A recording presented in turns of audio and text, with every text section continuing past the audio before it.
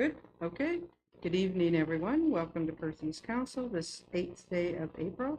I'd like to call our meeting to order. If everyone could please bow their head for a moment of reflection.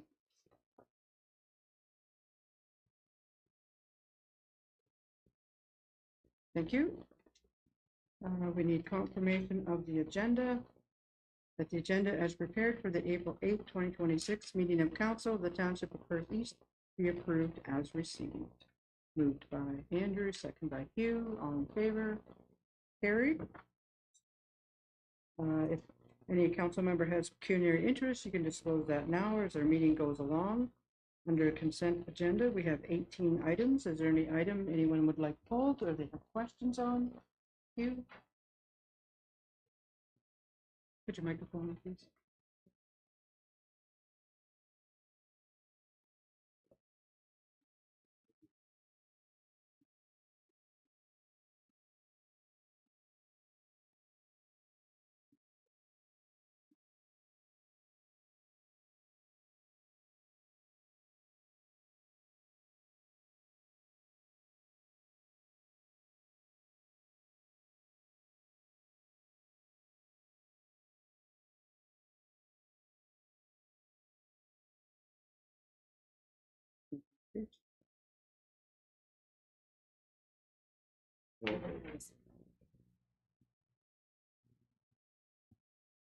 Okay, yeah, sorry about that. It took me a second to find so basically what we're being told is that there's been consideration about changes around franchise agreements. So franchise agreements are with a lot of the utilities, but gas is primary, that basically give them access to municipal road allowances for their infrastructure.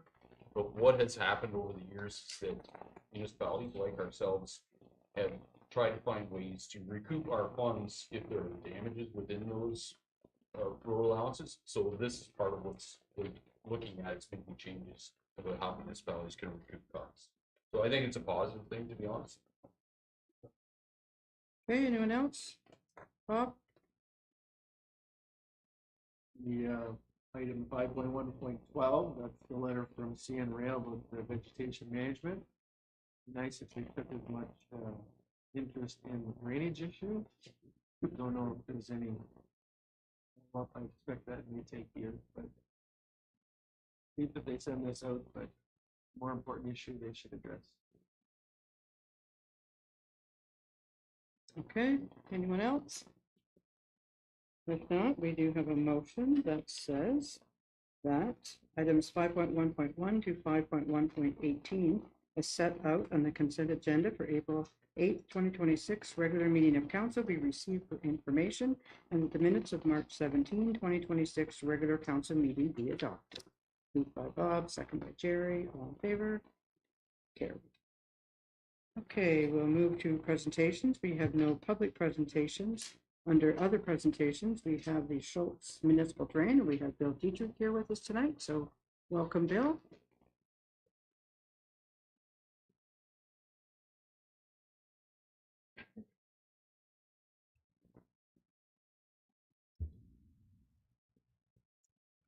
Find the right report here. Oh, we got our drawing up on the screen there, I see. Is my mic on here? We're all good to go?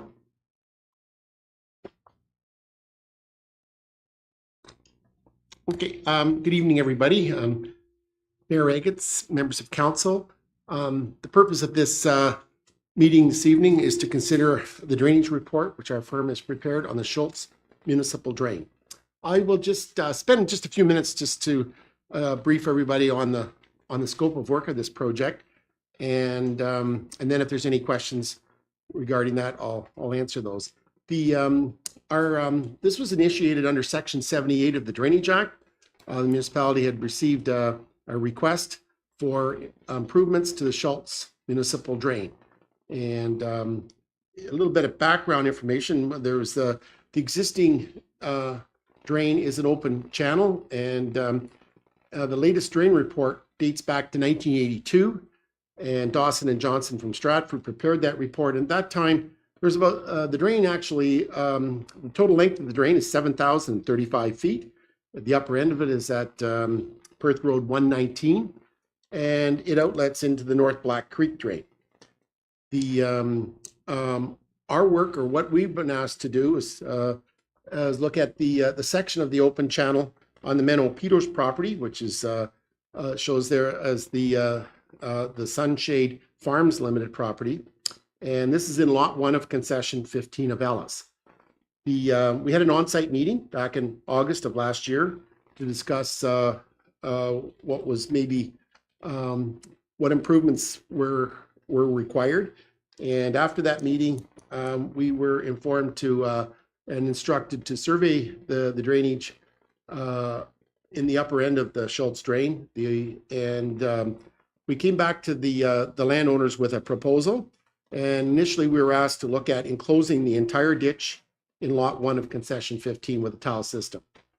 The total estimated cost for doing that was $294,100.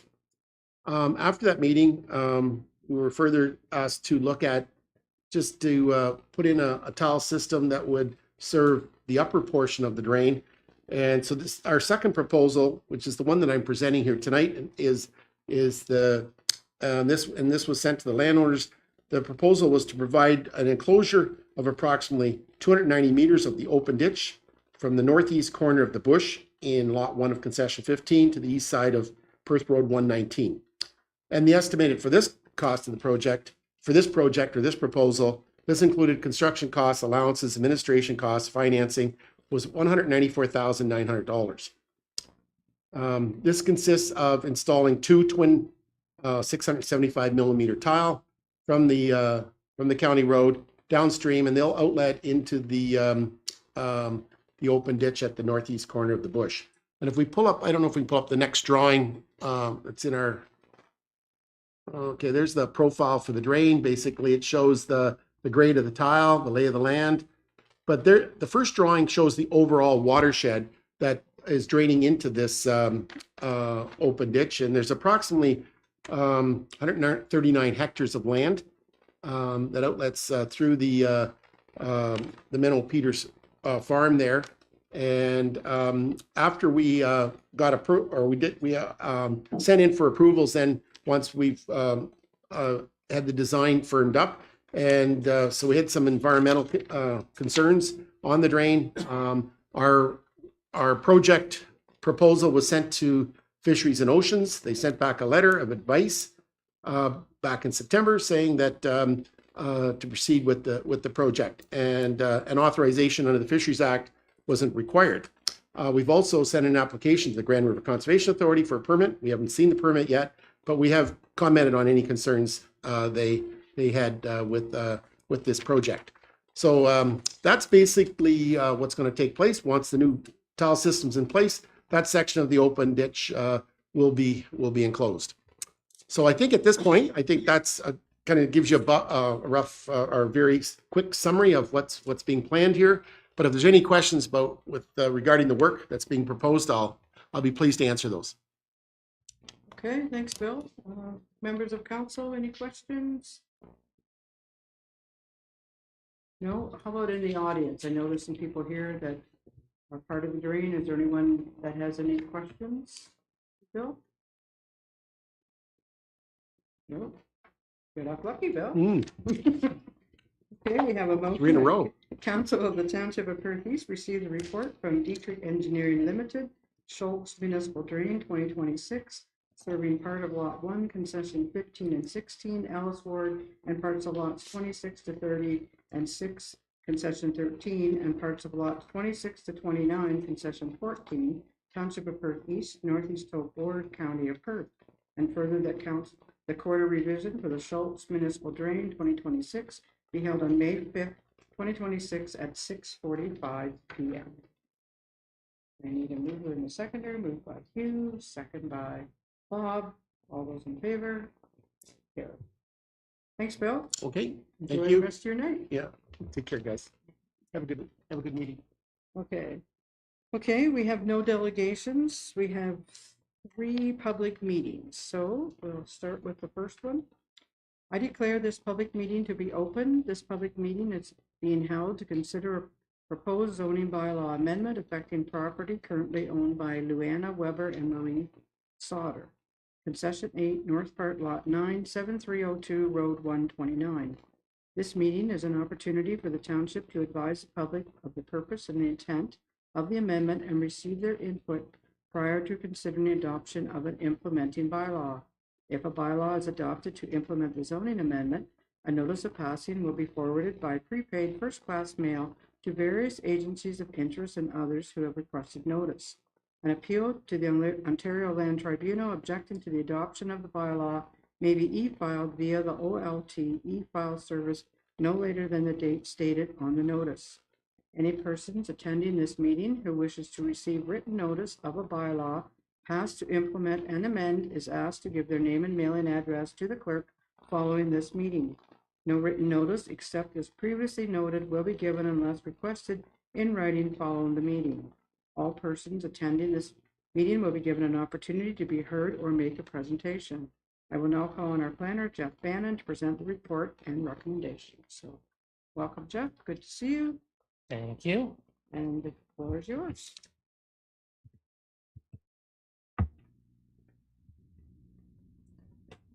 So the property is located on the southwest corner of the intersection of line 76 and Road 129. It's municipally known as 7302 Road 129.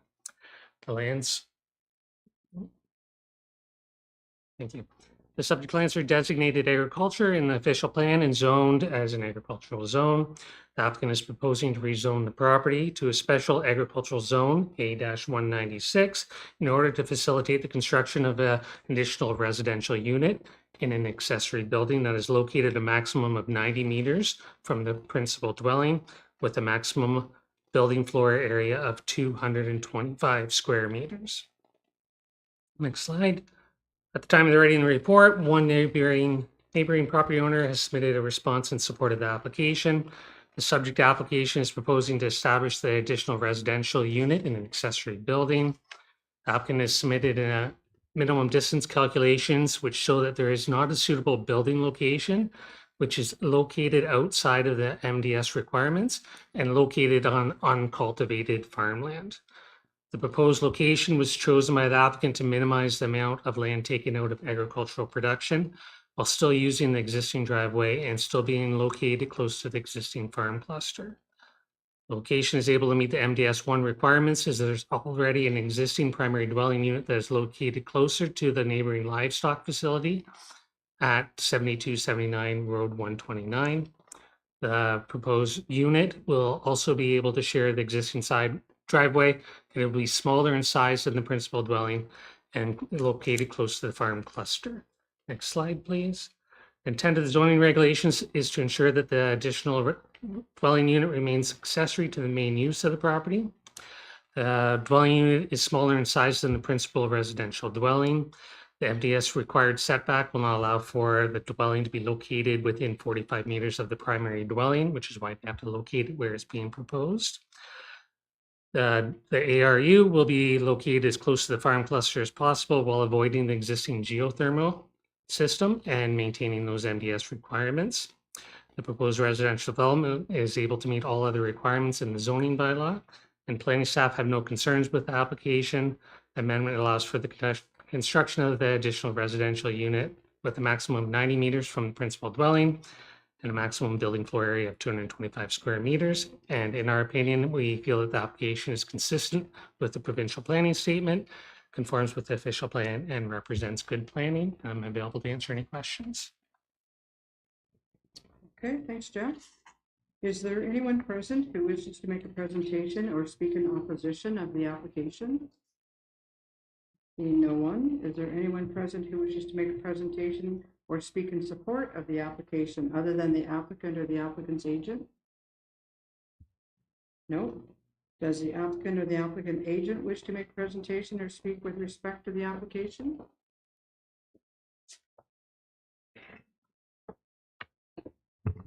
Good evening, Council. Scott Patterson from Patterson Planning Consultants here on behalf of the property owner. I'll forego my presentation this evening. I don't think I have anything to add to what Jeff has provided, but here to answer any questions or concerns from Council. Okay, thanks, Scott. Are there any questions from members of council? No questions. Council will consider a resolution regarding the planning report recommendation following the conclusion of the public meeting, bylaw 201-2026, to implement the approval of the zoning application will be considered later within the council agenda. Okay, we'll move to our next public meeting.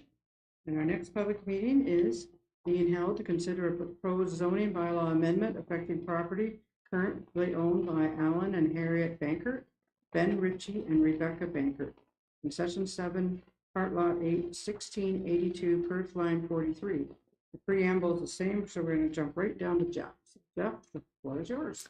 Thank you. So this property is located on the north side of Perth Line 43 between Road 104 and Road 103, and it's municipally known as 1682 Perth Line 43. The proposed subject land is designated as agriculture with natural heritage features overlay and provincially significant wetlands, and the zone is agricultural A, adjacent land overlay AL1, natural resources environment zone 1, and natural resources environment zone 2.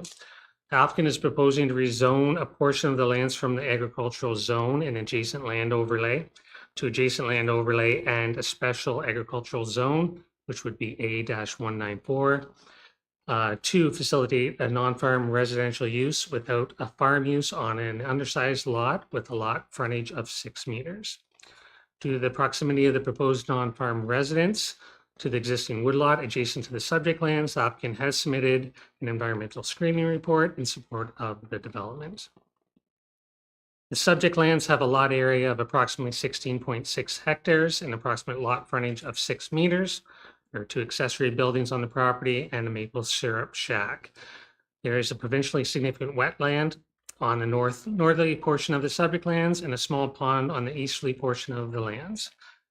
The lands are subject to consent and zone change approvals in 1988 that were intended to provide the owners with road frontage to their landlocked property.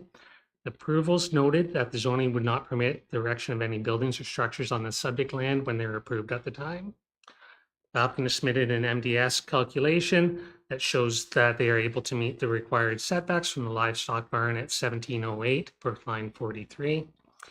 As previously indicated, the subject lands include woodlot, a provincially significant wetland, ANSI lands, and have the potential for endangered species.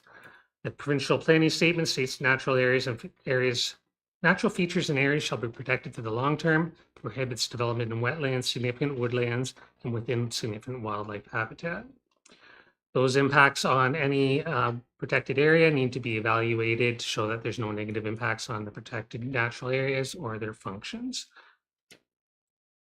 Environmental screening report suggests that a 20-meter buffer is provided to the woodlot and a 30-meter buffer would be provided to the pond. Adequacy of the proposed buffers will be determined after the completion of field studies that are to be completed at the end of June. Those field studies are used to determine what mitigation measures will be required to protect the natural features and may result to changes to the site design, including the relocation of the existing driveway. Planning staff are of the opinion that a holding provision is necessary to ensure that the field studies are completed and that the adjacent natural features are protected from the proposed residential development. Zoning bylaw amendment has been circulated for comments and a peer review of that EIS has been completed. The peer review of the EIS has noted that the significance of that existing pond and impacts on the pond and those natural areas need to be evaluated through those field studies that are going to be completed by the end of June.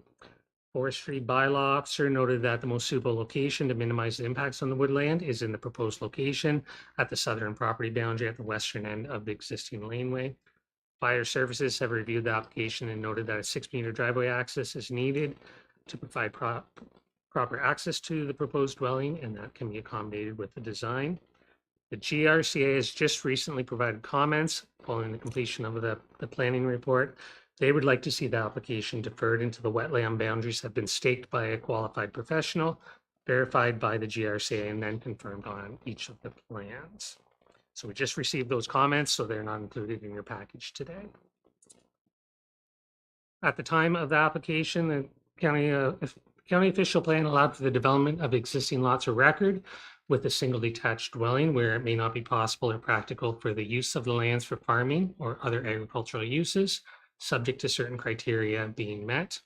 That criteria included that the applicant satisfy council that farming or other permitted uses are not possible or practical on the lands, that MDS requirements can be met, that road frontage is provided, and that dwelling can be adequately serviced. The location of the residential dwelling is within a partial clearing that is outside of the provincially significant wetland and the natural resource environment zone lands.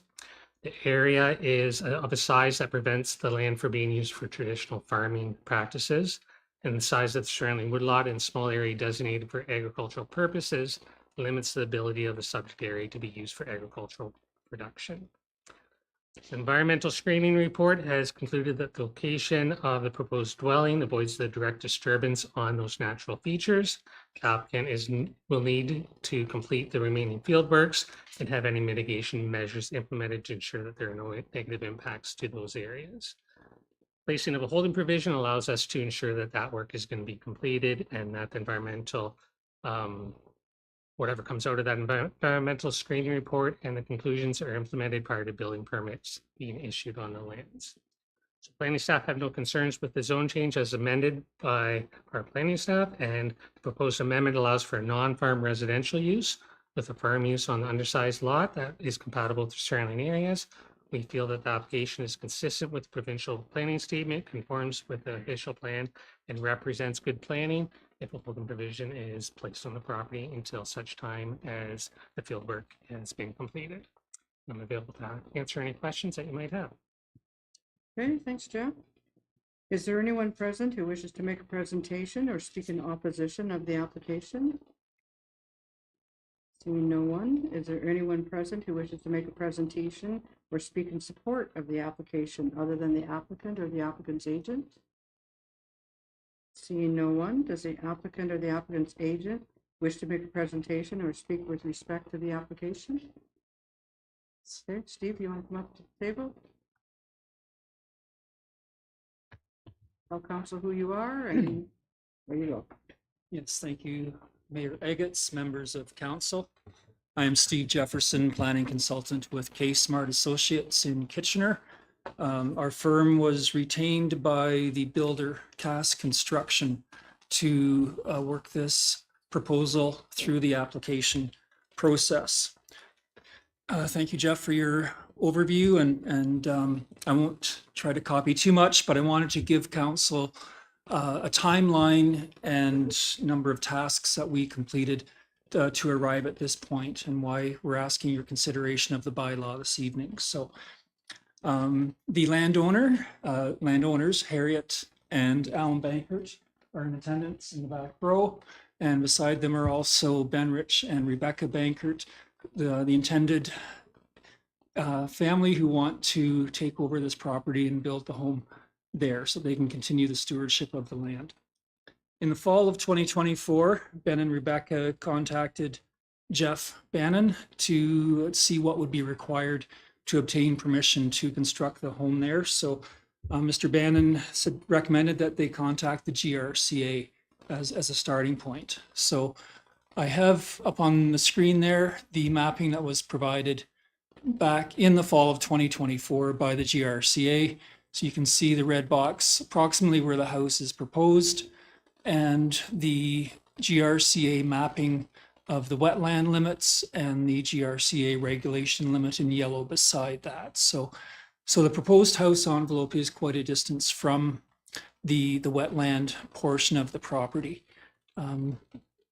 Next image that I provided, Jeff also had in his report, but this is an enlargement showing, again, the approximate location of the house envelope and where the driveway comes in and splits to go around both sides of the pond. So on the north side of the pond are the existing buildings where there's a sugar shack and a lean-to type drive shed where Mr. Bankert parks his tractor. And there's also a lean-to type shelter where he keeps the firewood that he harvests from the property as part of his woodlot management there. On the south side of the pond is where the driveway comes around that would be used to serve the new house. Maybe go to the next photo, So this is taken with the driveway coming through the clearing of the trees. You can see some tire tracks from the tractor where that laneway is. Next image shows the trees that were planted by Mr. Bankert 10 plus years ago. And so in the clearing where the house is going to be finally constructed, they have the ability to relocate whatever trees are necessary on the property. There has been some spading done already to move some trees, and the intent is to get some additional screening between the house location and the Schmidt field. No, sorry, the Yancey field to the south of the house location there. So there are no large trees proposed to be impacted by this. It would be transplanting these existing smaller trees that had been planted so that we can get a house location there. And the final photo, we've got image showing the driveway that would serve the new house. And on the right is the existing pond, which was dug decades ago. It is fed by runoff from the adjacent agricultural fields. And so there is an existing impact with this driveway. And I'll get to my comments later on about the peer review of the EIS and where we are at moving forward on additional field surveys. So we can leave that one up or go back to the GRCA photo if you like it. It's fine at this point. So in February 25, K-Smart Associates was retained by Cass Construction for land use planning services. So in that same month, we started by contacting Cleon Martin, a nutrient management specialist, who completed the MDS calculations to confirm that there would be no impact on the adjacent Yancey farm operation if this house was constructed. With the distance to the farm cluster on the Yancey farm, there is additional allowance that livestock operations could be enlarged if this house was built. So our next step was to contact Marvin Smith, the county forestry inspector, in March of 2025. So we held a site meeting with Mr. Smith, and Mr. Bannon made reference to the conclusions of that site meeting where we identified a suitable spot in this clearing that Mr. Smith was able to recognize as being an optimal spot with minimal impact. So then in April 2025, we contacted the ecologist, Dean Fitzgerald. He did a desktop screening to begin with any identification of potential species at risk and any known mapping of environmental features in the area. That passed his screening. So then we held a site visit with our clients, and we walked this part of the property, and Mr. Fitzgerald, furthered his opinion that he did not see anything of major significance. So he then proceeded to be retained and completed his environmental screening report in June of 2025. So then we were able to complete our planning justification report, submit that to the township, which was accepted as a complete application in July of 2025. County informed us that there would be the need for a peer review of that environmental report. So a firm was retained by the county to complete that review. We were able to have some back and forth with North South Environmental, the peer review firm, on some of their findings. And we were able to hold a site meeting with our ecologist and North South Environmental in November of 2025, and they completed their peer review on December 18th of 2025. So at that time, they had identified some gaps in the information that they felt would be appropriate to determine any negative impacts that might happen to the pond habitat or any species that might be located there. So in order to finalize the steps moving forward and wrap up what was needed for the environmental work, a conference call was held on February 27th of this year between county staff, our ecologist, North South Environmental, and myself, where we agreed that the proposed location of the house from an environmental standpoint was acceptable. There's adequate buffers being provided from the woodlot and the environmental features within that woodlot. The remaining questions were about the pond and the existing driveway and whether there were any species within that pond which could be impacted by this. Our ecologist was of the opinion that the impact already exists from that driveway being there. However, in order to make sure that we were not going to be causing any undue harm, it was agreed that Mr. Fitzgerald will be going out this spring to do frog surveys and turtle surveys when the weather is acceptable. Mr. Bankert had made a comment that he had seen a turtle in the pond in the past. However, it hasn't been seen there for at least 5 years, but we will be going out and doing the field surveys to see if there are any other turtles on the property that might be impacted by this. With the results of that final field survey, we will determine if there are any significant species there and if any types of mitigation measures are necessary, such as additional buffering beside the pond or any shifting of the driveway. So we are at a point here where county staff, Mr. Bannon agreed to proceed with the file to this point to get to the public meeting so that we can inform council and the public of this application. And there's, in Mr. Bannon's report, he's proposing a zoning bylaw with a holding provision that would require a further application to be lifted after the environmental work is done. As an alternate for council to consider, I wish to request an approach which you did on March 20th on a similar situation where there was an environmental issue. If you would consider doing first and second reading of this zoning bylaw and holding off on third reading until after the environmental work is done. That would, avoid the need for a further application for lifting of that holding provision there. With respect to the GRCA comment that just came in, I found it interesting that they are raising the question about the wetland boundary at this point. However, we will follow up with GRCA staff and determine if the distance from the wetland does require flagging of that wetland limit. And so that would be part of our work before a bylaw would come back for final approval to council. So that's my overview. I'm available to take any questions that you have at this time. Okay, thank you. Are there any questions from members of council? You?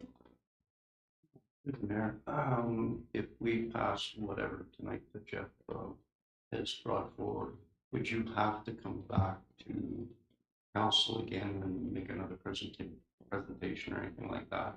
Or would you just wait till everything was done and then you would get a building permit and then you could carry on? With what's being proposed by Mr. Bannon, if we have a holding provision, you would be in a position to provide 3 readings to the bylaw, which would then be considered passed with the holding provision within it.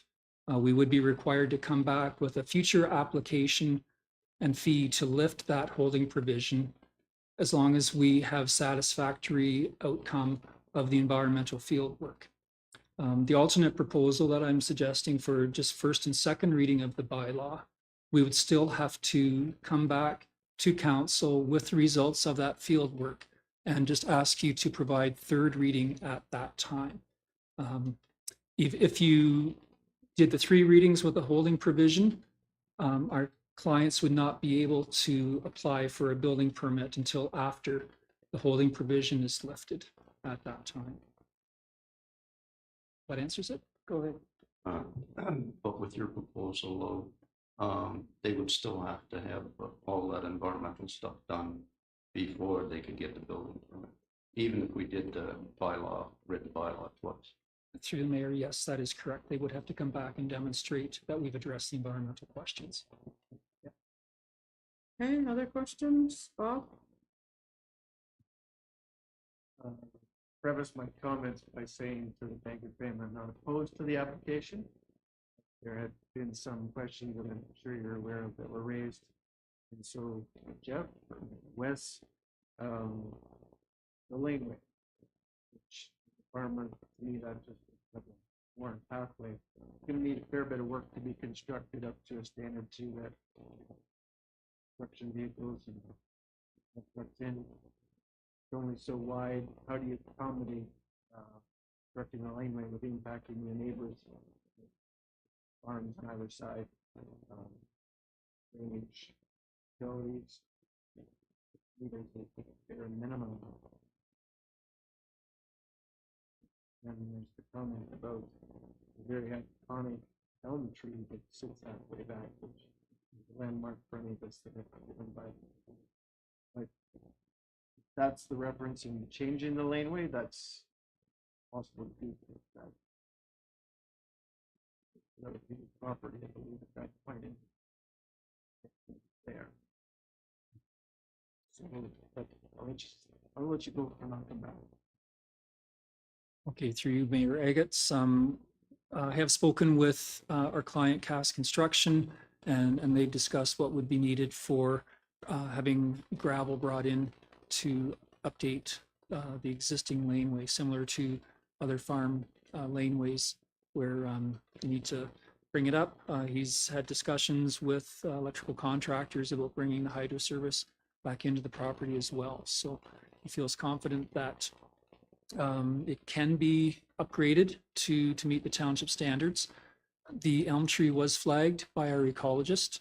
We recognize that it's a rarity in these parts, and we want to make sure that it is protected and allowed to maintain there. So that would be part of the recommendations that our ecologist has already touched on and would be part of the site works. Any recommendations for Cass Construction to make sure that that tree is protected? Because my comment was referencing to something Jeff said, that the laneway would have to be moved if it was impacting some of the trees. So I didn't know if that, I'm not really concerned about the environmental impact study, but I heard it. It's impossible to make another laneway around that tree without impacting the property, right? Want to go? Yeah.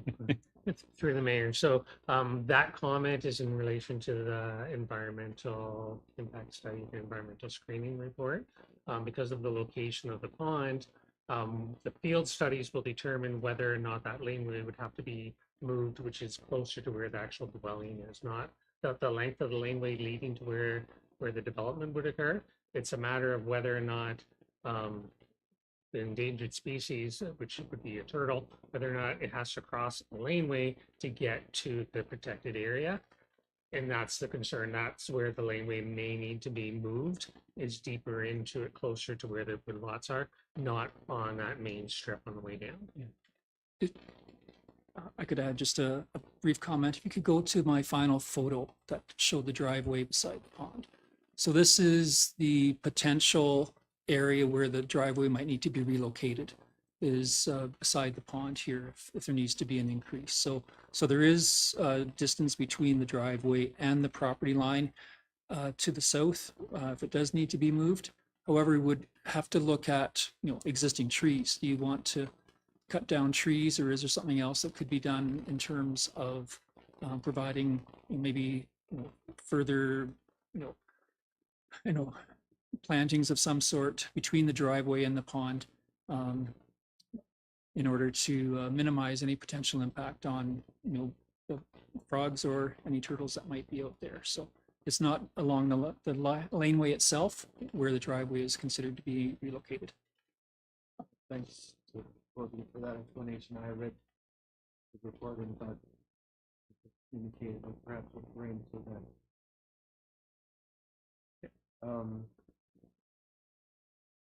Yeah. Our weed and tree inspector has put great length into saying that basically the forestry bylaw doesn't apply. We hope that the building department or the planning department we could encourage people to, as we heard earlier, relocate some of those trees.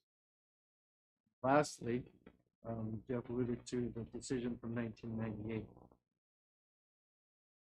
It's curious how what was to be converted right of way to a laneway with no building has now become a different scenario. I'm asking this because I see this all the time in motions where we don't allow future houses to be built on the parcel farmland or whatever, and then we come to something like this, which goes people that made those decisions would make the choice words for it, say you. But no, I'm just curious to know why we just disregard those motions. And again, I'm not opposed to it, but I'm just trying to wrap my head around why something is laid in stone and then toss it away. I'll start with that through you, Mayor Eggetts. Through my research on that old bylaw, when it was brought to my attention by township staff, it appears that at the time of amalgamation in the 1990s, the new Perth East zoning bylaw was consolidated, bringing all of the former municipalities together. And at that time, this site-specific provision about prohibiting a house was not carried over into the new bylaw. So putting on a legal hat when I'm not a lawyer, there is no applicable law at this time that prohibits the house there. But I think the fact that my clients have taken the effort to go and meet all their neighbors and see if there is any opposition at this time to the house going there. Those meetings went well, and none of the neighbors raised any objections to it. So I think that's maybe the passage of time. Current neighbors are not objecting to a house being built on this property. Anyone else with questions? If not, then council will consider a resolution regarding the planning report recommendation following the conclusion of the public meeting and bylaw 205-2025 to implement the approval of the zoning application will be considered later within the council agenda. Okay, so we have one more public meeting, and then we will go back to the motions. So this public meeting is being held to consider proposed zoning bylaw amendment affecting property currently owned by Shy Lane Hostings, Inc., Curtis Mosker, Concession 6, Lot 24, Lot 25, 4589 Road 108. Once again, the preamble's all the same, so we're jumping right down to Jeff. So Jeff, the floor is yours. Thank you. So this property is located on the southeast corner of the intersection of Perth Line 43 and Road 108. It's municipally known as 4589 Road 108. Subject lands are designated agricultural with a natural heritage features overlay in the official plan, and zoned as agricultural zone A with the natural resources environment zone 2. Applicant is proposing to rezone the property to a special agricultural zone A-195 to facilitate the construction of a permanent residence to provide for on-site housing for up to 12 employees to support the existing farming operation. The Grand River Conservation Authority has responded to the circulation, and they have stated that they have no concerns with the application. Farm worker housing is considered to be a permitted agricultural use in the PPS when the size and the nature of the operation requires additional employment. The farm worker residence will be privately serviced and will be located in close proximity to the existing farm cluster. And the owner has also advised that an amenity area is going to be provided for the farm workers. The applicant has submitted MDS calculations that show that they meet the required setbacks from the livestock barn and manure storage at 2340, line 40. And the proposed building meets the MDS requirements as it's located 741 meters away from that barn.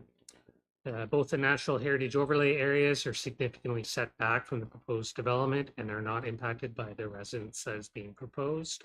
The proposed farm worker housing accommodation supports the existing farm operation by providing for up to 12 employees for housing, and there are no changes being made to the NRA2 zone. Planning staff have no concerns with the application. Amendment allows for the residence to be provided for up to 12 employees, and the application is consistent with the provincial planning statement, conforms with the official plan, and in our opinion represents good planning. I'm available to answer any questions. Okay, thanks, Jeff. Is there anyone present who wishes to make a presentation or speak in opposition of the application? Seeing no one, is there anyone present who wishes to make a presentation or speak in support of the application other than the applicant or the applicant's agent? Seeing no one, does the applicant or the applicant's agent wish to make a presentation or speak with respect to the application?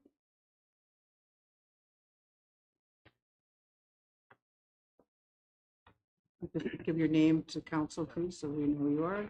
So hi, I'm Curtis Musker, one of the owners at Shy Lane Holsteins. Some of you guys know me, some of you guys might not, but I don't have much or really anything to add to what Jeff gave here. Wes and I have been working on trying to find a solution for almost 3 years now for housing. So I think we've figured out how to make it work, and I just thought I'd come out tonight in case there's any specific questions that Jeff might not have an answer to. Okay, thank you. Are there any questions from members of council? No questions? Okay, so council will consider a resolution regarding a plan and report recommendation following the conclusion of the public meeting. Bylaw 210-2025 to implement the approval of the zoning application will be considered later within the council agenda, and the public meeting is now concluded, and we will continue with the regular meeting of council. Okay, so the first resolution we have is for our first public meeting, and that was for Luana Weber and Marie Sauter. So the Township of Perth East Council received the report dated April 8, 2026 for zoning bylaw amendment ZN 1-2026, submitted on behalf of Luana Weber and Marie Sauter, affecting the lands described as North Part Lot 9, Concession 8, Mornington Ward, Township of Perth East, municipally known as 7302 Road 129, for information, and that council held a statutory public meeting pursuant to Section 34 of the Planning Act with respect to zoning bylaw amendment ZN 1-2026, and that council approved zoning bylaw amendment 201-2026. I need a mover and a seconder. Moved by Andrew, second by Hugh. All in favor? Carried.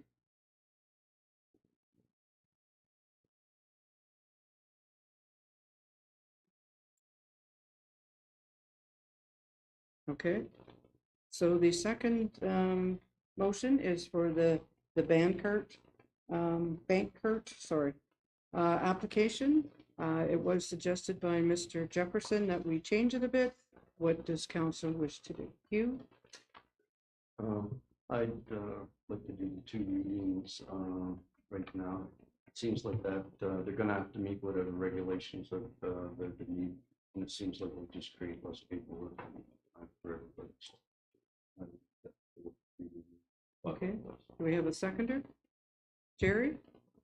Okay, so then we have, this is the motion that Township of Perth East Council received the report dated April 8, 2026 for zoning bylaw amendment ZN 5-2025 submitted on behalf of Alan and Eric Bankert, affecting lands described as part of Lot 8, Concession 7, Northeast Hope Ward, Township of Perth East, for information, and that council remove the proposed holding provision, and that council give first and second readings to bylaw 205-2025.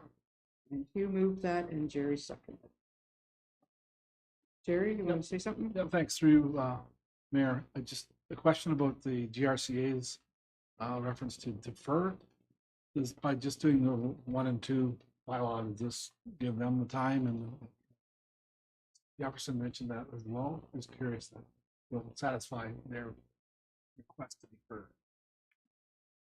Okay, Jeff? Yeah, through the mayor. So this means that basically you're not approving the bylaw in full tonight. So the bylaw will have to come back at a later date.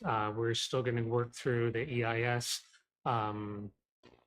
implementation of any findings that come out of that report. And at the same time, the applicant should be able to satisfy the concerns of the GRCA to make sure that that gets staked properly, or that it's identified on the plans and shown to them. So.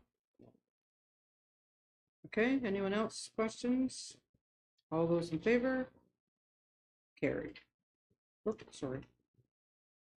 Okay, and the third motion is to do with our third public meeting with the Shy Lane Holstein. So the Township of Perth East Council received a report dated April 8, 2026 for zoning bylaw amendment ZN 10-2025 submitted by Curtis Moskers, Shy Lane Holsteins Inc., affecting the lands described as Lot 24 and 25, Concession 6, Northeast Hope Ward, Township of Perth East, municipally known as 4589 Road 108 for information, and that council held a statutory public meeting pursuant to Section 34 of the Planning Act with respect to zoning bylaw amendment ZN 10-2025, and that council approves zoning bylaw amendment 210-2025.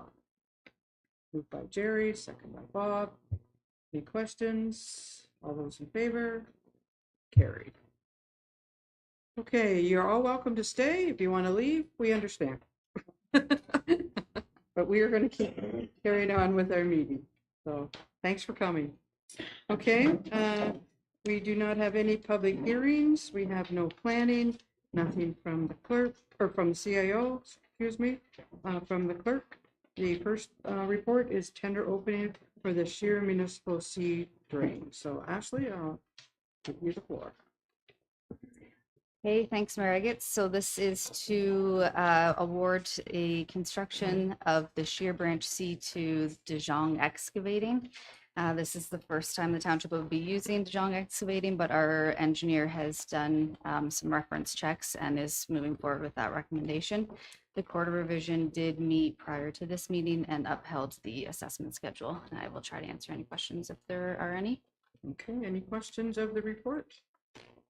No, okay, then we have a motion that council of the Township of Perth East receive the report prepared by the development technologist and the manager of legislative services / municipal clerk dated April 8, 2026, entitled Tender Opening, Sheer Branch C Municipal Drain, CLE-2026-09 for information, and further that council award the tender for construction of the Sheer Branch C Municipal Drain 2026 to De Jong Excavating with their submission of $112,467 plus HST, only upon satisfactory resolution to all appeals before the Court of Revision. Need a mover and a seconder. Moved by Andrew, second by Hugh. All in favor? Carried. Okay, the next item is a petition for drainage work and corporate of a private drain. Ashley? Okay, thanks, Mayor Eggetts. This report is to appoint Dietrich Engineering Limited to prepare a report under Section 4 of the Drainage Act. We received the request from the property owner. Currently, the drain is an award drain, so they're looking to have that award drain incorporated into a municipal drain to fall under the Municipal Drainage Act. And I will try to answer any questions if there are any. Okay, thank you. Any questions of the report? If not, we have a motion that the Council of the Township of Perth East receive the petition for drainage works, Section 4 of the Drainage Act, by property owner Isabel Danon for Concession 5, East Part Lot 31, Southeast Hope Ward, Township of Perth East, for information, and that Council of the Township of Perth East appoint Dietrich Engineering Limited to prepare a report under Section 4 of the Drainage Act, and that staff proceed to provide notice of the proposed drainage works the Secretary Treasurer of the Conservation Authority that has jurisdiction over the lands in the affected area. Need a mover and a seconder. Moved by Bob, second by Hugh. All in favor? Carried. Okay, the third item is petition for drainage work on a new municipal drain. Ashley? Hey, thanks, Mayor Eggetts. So this report is looking to appoint Streamline Engineering, Inc. as the engineer for preparation of a report under Section 4 of the Drainage Act. So currently there's an existing private water course running on this property, and they would like to have that incorporated into a municipal drain and also have it enclosed. So likely along with this one, a Section 4 to have a new drain, and perhaps a Section 78, depending on what the engineer finds when they are out there. But initially it would be under a Section 4. And I will try to answer any questions if there are any. Okay, thank you. Questions of the report? Being no questions, the motion is that Council of the Township of Perth East receive the petition for drainage works, Section 4 of the Drainage Act, by property owner Rick Rose of Concession 3-4, Lot 16, Mornington Ward, Township of Perth East, for information, and that Council of the Township of Perth East appoint Streamline Engineering, Inc. to prepare a report under Section 4 of the Drainage Act, and that staff proceed to provide notice of the proposed drainage work to the Secretary Treasurer of the Conservation Authority that has jurisdiction over the lands in the affected area. I need a mover and a seconder. Moved by Jerry, second by Bob. All in favor? Carried. And the last one is the 2026 municipal election lame duck period. Ashley? Okay, thanks, Margaret. So this report is in regard to the delegation of authority bylaw that potentially, my note didn't make sense, I'm sorry. So during the election, there's 2 periods where we could fall into lame duck. So if council becomes restricted during that period, we do need to have a delegated authority bylaw, which is usually to the CAO for certain items that are outlined in the report to be able to move forward. So municipal business to continue to move forward. Our council is made up of 7 members, so it's 75% if there's no nominations filed. So let me back up a little bit. We have 7 members of council, so 6 would need to either file their nomination or after the first period, they would need to be, I'm not explaining this properly. Pause for a second. I'll make this a little bit more clear because I'm going to start confusing everyone. Okay, so under the Municipal Act, it's my report. So we go to page 348 of the report. So under section 275 of the Municipal Act, the lame duck period would begin on August 21st, which is nomination day. So if the Township of Perth East does not have 6 members of council filed their nomination papers, then we would fall into a lame duck period. And then there is two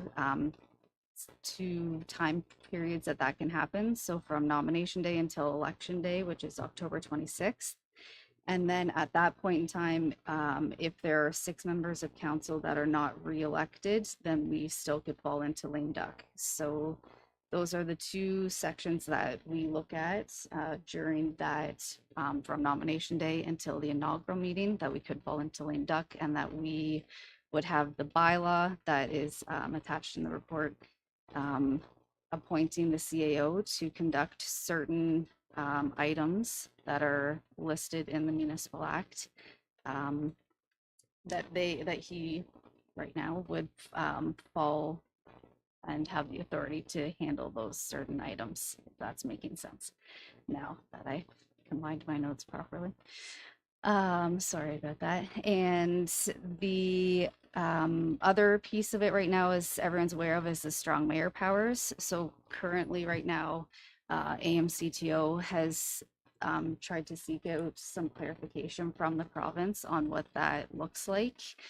Right now, under the Municipal Act, we still need to have a delegation of authority bylaw if we do fall into the lame duck period, and it doesn't acknowledge strong mayor powers, so that's mute. So if there is any changes that come forward that are passed on to us from the province, then I would bring a report back to council if there are any changes. But right now, I'm just looking to have the bylaw approved. So come opening of nominations, which is May 1st, we have our ducks kind of in a row for this point in time. Sorry if I just confused everyone with that, but I will try to provide clarification and answers if there are any questions. Okay, questions? Andrew? Thank you, Mary. So when do the candidates actually get certified that that's on the 21st? So there's no, Yeah, there's so no provision for this being actually certified. I can put your nomination as one thing, actually being certified by the clerk is totally different. yeah, so on August 21st, that's nomination day. So nominations need to be filed with the clerk's office by 2.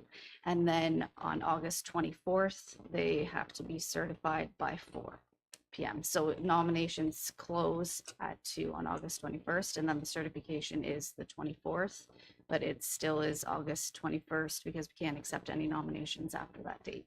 So being the difference between a certified and just someone in the contest, that doesn't change the lame duck? Right. Oh, okay, that's, thank you. Okay, other questions, Hugh? I just want to make sure I understand.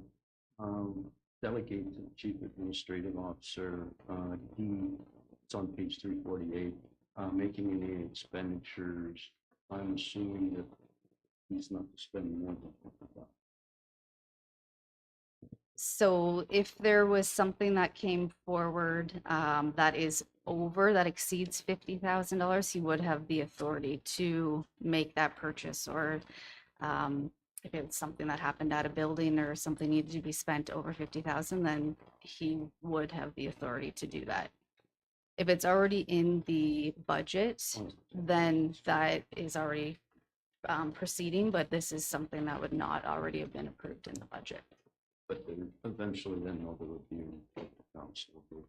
Yeah, for transparency, there would be a report to the new council of any of those items that were dealt with that the CAO had to make decision on. And this bylaw is standard. Have had this every election. There hasn't been any use of it that I can recall in the last couple of elections, but it is standard practice. Okay, anyone else? No, okay, this is a lengthy resolution, so please bear with me. That Council of the Township dash 2026 being a bylaw to delegate authority to the Chief Administrative Officer for certain acts during a lame duck period for the corporation of the Township of Perth. Can you change something? Thanks.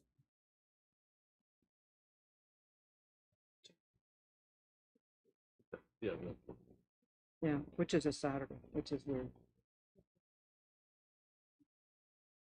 Technically, the end of council term is on November 14th and our inaugural meeting is November 17th. Okay. Good, clear as mud?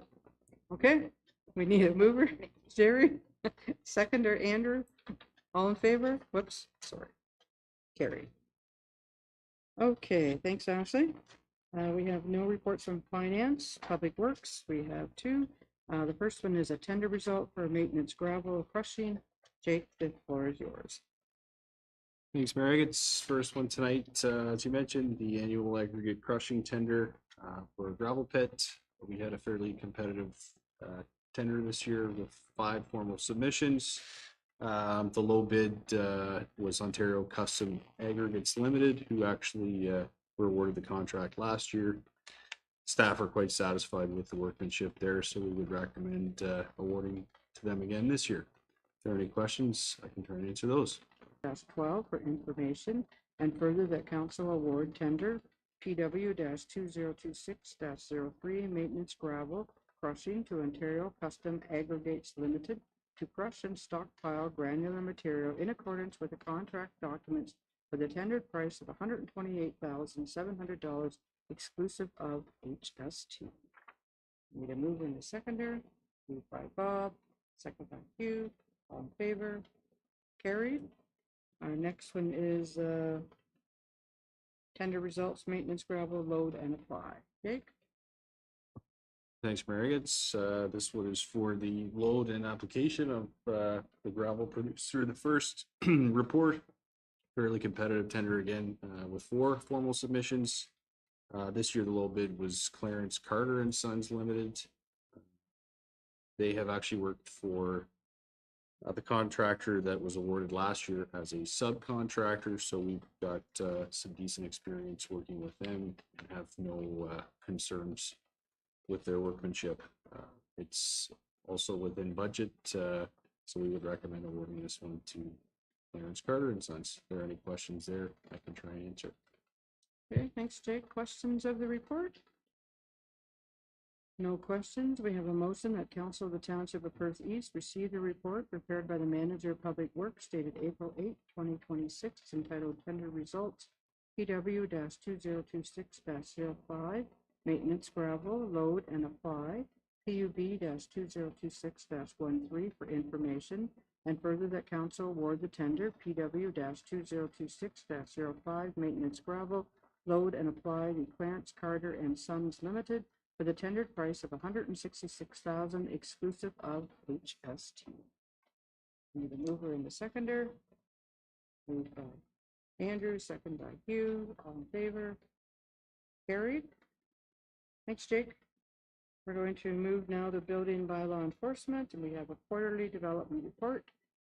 Wes, the floor is yours. Thank you, Mayor Eggets. Building Department have put together the first quarter development report here with some statistics here showing how many units are left to build in various subdivisions, and also some pics of some construction happening in Perth East. And it's been quite busy. Happy to answer any questions. Okay, thanks, Wes. Any questions of the report? Andrew?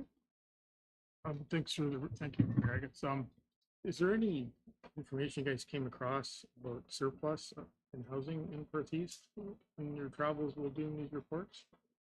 Do we have a surplus of housing?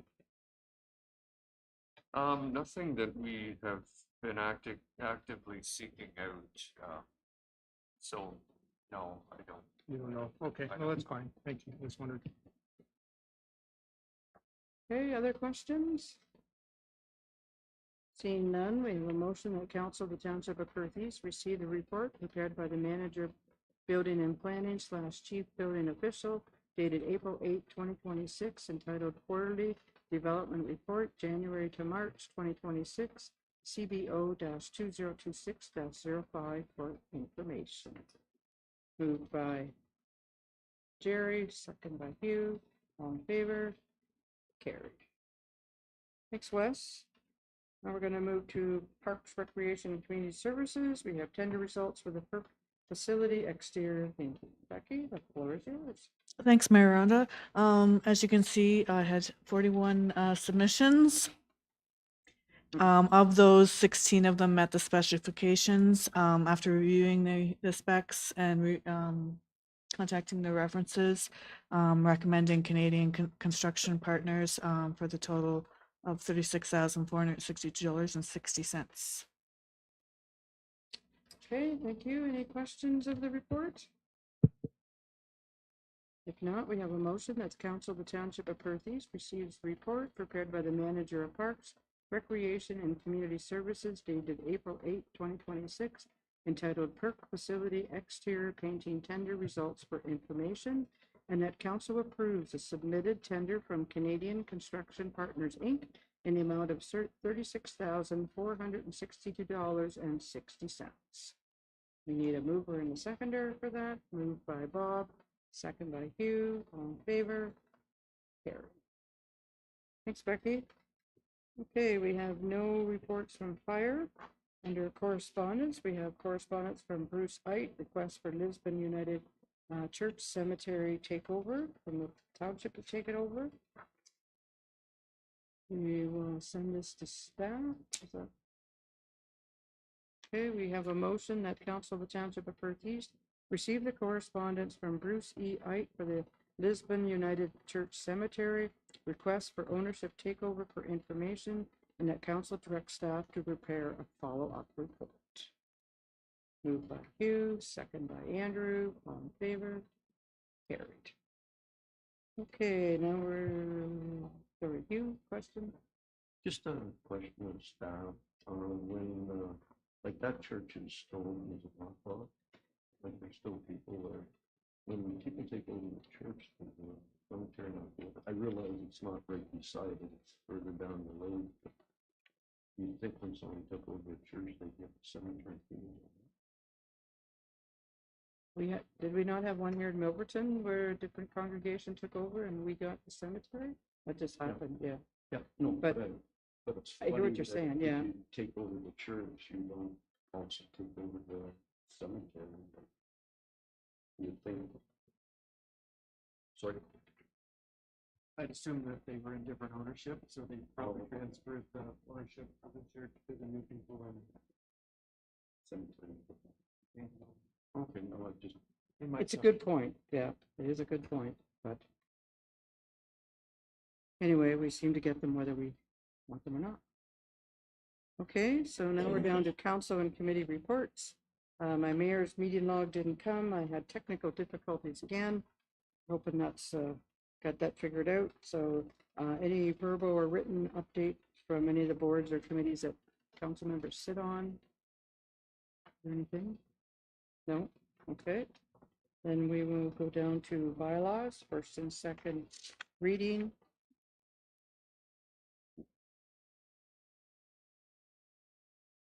Over there, okay.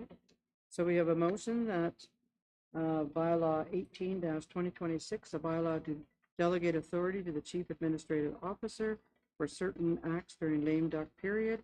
Bylaw 19-2026, a bylaw to authorize the signing of the agreement between His Majesty the King and in right of the province of Ontario related to dedicated gas tax funds. Bylaw 104-2026 being a provincial bylaw for the Schultz Municipal Drain. Bylaw 201-2026, a bylaw to amend bylaw 30-1999. Bylaw 205-2025 being a bylaw to amend bylaw number 30-1999. And bylaw 210-2025 being a bylaw to amend bylaw number 30-1999, and that the bylaws listed above be read a first and second time. We have a mover and a seconder, moved by Jerry, second by Bob, all in favor, carried.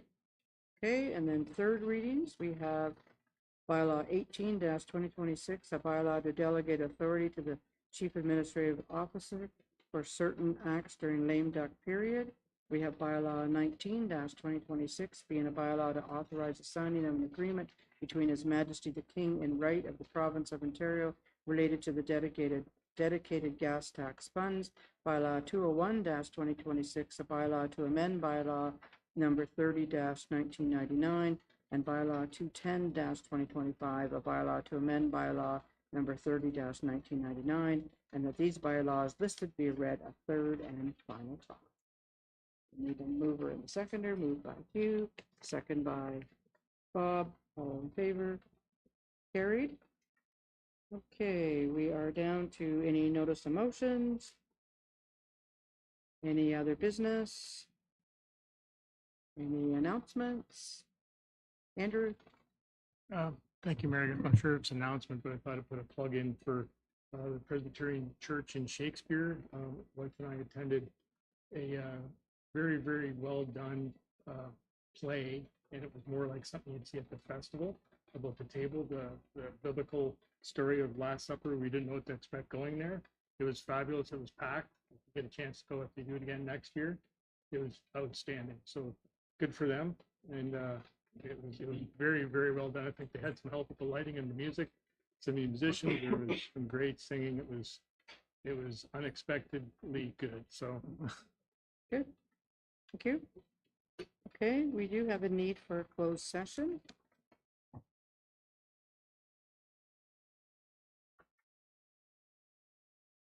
So that the regular meeting of council of the Township of Perth East be temporarily adjourned at 8:15 p.m. to permit the holding of a meeting in closed session for the purpose of personal matters about identifiable individual, including municipal or local board employees, and a proposed or pending acquisition or disposition of land by the municipality or local board. So I need a mover and a seconder for that. Moved by Jerry, second by Hugh, all in favor? Carried. Okay, we're going to take a little break, and those who aren't needed.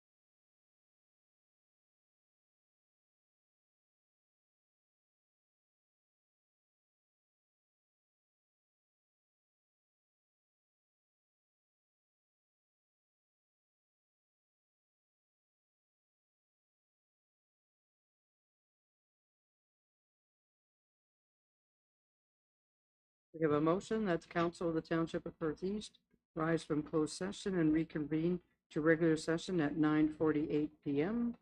Moved by Hugh, second by Bob, all in favor, carried. We have a motion that a closed meeting was held and only the closed session items identified were discussed in closed session, and further that council approve the confidential direction given to staff. Moved by Hugh, second by Jerry, all in favor, carried. Closed session minutes of March 3rd, 2026 be approved. Moved by Andrew, second by Hugh, all in favor, carried. That bylaw 2026, 20-2026, being a bylaw to confirm the proceedings of council of the township of Perth East at its regular meeting held on April the 8th, 2026, be read a first, second, and third time. Moved by Bob, second by Jerry, all in favor, carried. And the last motion of the night is our meeting be adjourned at 9:49 PM. Moved by Hugh, second by Jerry, all those in favor, carried. Thanks, everyone. Enjoy the rest of your night.